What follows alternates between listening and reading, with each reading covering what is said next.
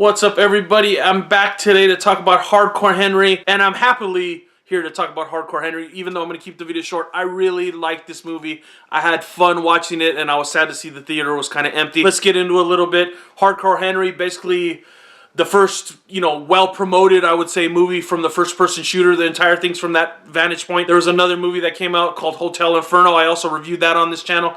You can check that review out. I hated that movie.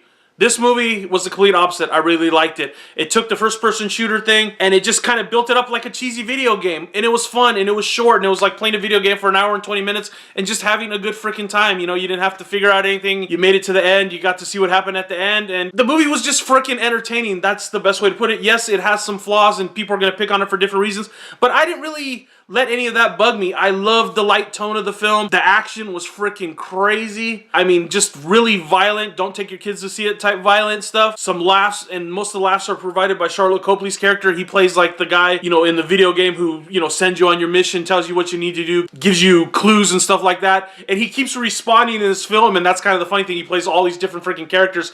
And they actually explain the respawning by the end of the film. And that was the part where the movie was like, they actually put some freaking effort into the story. I kind of like. And then at the end, there's a kind of a cool little twist I liked. But basically, the whole movie is Henry going to save his wife from the crazy bad guy with telepathy who, yeah, he's cheesy, but I thought it was cool. That it was just a cool thing. I mean, it was just this weird world with this high-tech science, but the science wasn't the big thing. It's just the vantage point. And it's just action scene after action scene. It's Henry being chased, Henry shooting things, Henry getting guns, Henry at a strip club. And I just had a great time watching it. So I'm going to recommend Hardcore Henry. I'm going to give it a 5 out of 5. I don't want to go on too long on this video, like I said, but check it out. And, shout out to the director, Ilya Nashuler. I'm going to mention his name, even though I probably butchered it. I just thought it was really cool, and I guess Timur Bekmambetov had approached him about making a movie, and this was just all what I was reading before I made this video, but I guess when he approached him to make the movie, he gave him final cut, and I think more movies need final cut by the director. When I saw Batman vs. Superman, I was thinking, geez, if maybe the studio didn't have so much influence, but that's another story for another day.